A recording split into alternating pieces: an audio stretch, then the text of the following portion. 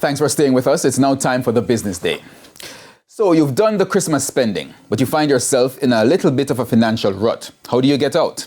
Well, Javon Keys has some tips along with other cyber threats for you to bear in mind. As the season's excitement fades, you are now faced with the bleak reality of all the spending you did for the holiday. If you were prudent with your cash, you may not be too worried. But there are a few of you now hit with new debt. So, what do you do? Identify the problem that you're having. 2, make a plan. 3, implement that plan, because a lot of persons make plans but don't implement the plan. Financial advisor Fabian Gordon says the plan must be periodically evaluated. A lot of us will make plan and we don't implement the plan, and then for the few of us who implement the plan, we forget to assess the plan over time to see if it is that it is working. Do I need to do this still? Do I need to do this amount still? Right? And then I would suggest sticking to the plan. He says asking for help will also be key. It's also time to monitor your bank accounts. Any kind of unusual activity, things that they haven't spent on, places where they don't usually shop. So unusual transactions. The next is unusual communications. So text messages, emails, phone calls from places that they are not expecting to receive a call. Usually it's going to be something suspicious. Cybersecurity expert Gavin Dennis says in those instances, try to verify with the entity if they were trying to reach you.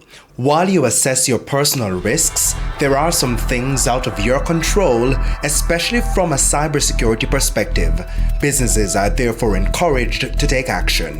To ensure that it's helping to keep customers safe when they're doing business on their websites or coming into their company to swipe with a point of sale machine, your cards at the point of sale machine and things like that. But businesses need to be educating their customers to help them understand how to stay safe, how to identify, suspicious messages, suspicious communications, and even fraudulent activities. And if the deal sounds too good to be true? People are also very eager to win prizes, to win gifts and things so they can either treat themselves or to spend it on their friends and family. And the criminals also create these rules, to trick them into, you've won this prize, for all the shopping that you did this year on Amazon and those other places that you've won something and for them to participate. Mr. Dennis also urges vigilance as you use automated banking machines. He says while you may shake parts of the ABM to see if it was breached,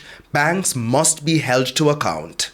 Citizens who are part of the banking system, they have to also hold the banks accountable to say that you need to provide us with machines that are safe. We can do our part, yes, but if you as a multi-billion-dollar agency can't identify when your own machines are compromised, how should I, as just a normal person, be able to do that when you have all of this money and even you were not able to do it? For the Business Day, I'm Javon Keys. Thanks, Javon. And that's the Business Day. News from overseas is next.